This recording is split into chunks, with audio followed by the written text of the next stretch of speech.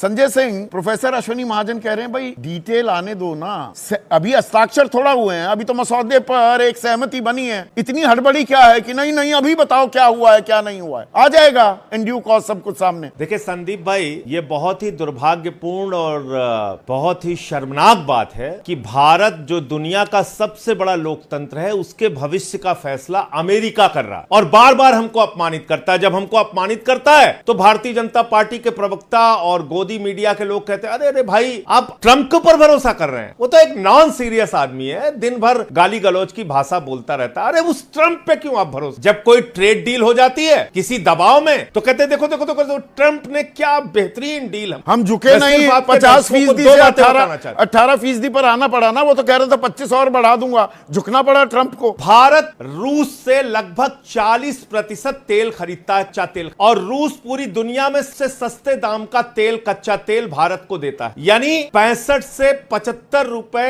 $75 प्रति बैरल रूस से हमको जो तेल मिलता है, अगर हम अमेरिका से वही तेल खरीदते हैं, वेनेजुला से वही तेल खरीदते हैं, तो वेनेजुला के तेल को रिफाइन करने में ज्यादा खर्च करना पड़ेगा और अमेरिका का जो 4 से 7% हम तेल खरीदते हैं वो खरीदते हैं $10 से $12 महंगा। तो हिंदुस्तान के ऊपर कितना बोझ पड़ रहा है, हिंदुस्तान की जनता पे कितना बोझ पड़ रहा है सालाना? 70,000 करोड़ रुपए का। आपने कहा कि हम, अमेरिका कह रहा है भारत रूस से तेल नहीं खरीदेगा, इसका मतलब इस देश को 70,000 करोड़ रुपए का चूना लगेगा। वो कौन? रूस ने तो मना कर दिया, रूसी सरकार कह रही है नहीं, हिंदुस्तान ने ऐसी कोई बात उनसे की ही नहीं है कि हम तेल खरीदना बंद करेंगे। तो एक बात तो ये अमेरिका इस बात का दावा कर रहा है, दूसरी उनकी कृषि मंत्री कह रही हैं कि अब भारत, अमेरिका किसानों के लिए भारत का बड़ा बाजार खुल गया है। आप सोचिए अगर हिंदुस्तान में अमेरिका का गेहूं, अमेरिका का कपास, अमेरिका के मक्का, अमेरिका के सोयाबीन, अगर ये सारा कुछ बिकने लगेगा और दूध के प्रोडक्ट्स अगर बिकने लगेंगे, कृषि उत्पाद बिकने लगेंगे जीरो टैक्स पे, तो आप बताइए हिंदुस्तान की जितनी सरकार, कम से कम कृषि में हम 30 से 40% टैक्स लगाते थे, उससे कम नहीं था। लोगों का रोजगार जुड़ा हुआ है इससे।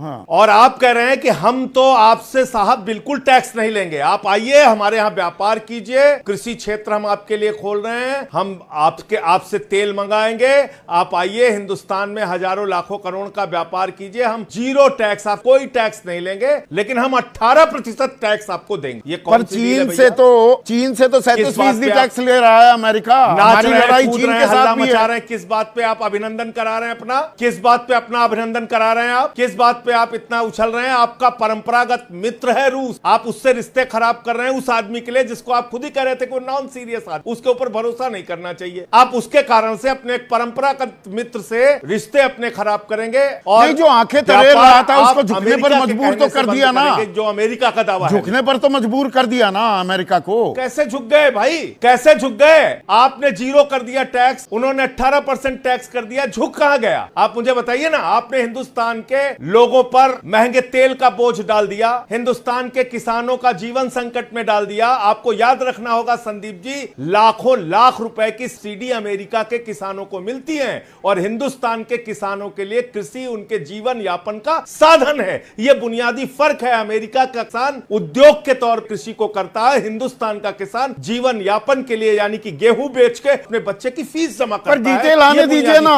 आप पहले ही उसका जीवन संकट, आप पहले ही विलाप कर रहे हैं, आप पहले ही डरा रहे हैं, भ्रम पैदा कर रहे हैं किसानों में, वो डरेंगे। मैं विलाप कर रहा हूं, पीयूष गोयल ने कोई स्पष्टीकरण दिया अपनी बात में? सिर्फ हमेशा विपक्ष को आरोप करने के अलावा इन लोगों के पास कोई काम रहता है?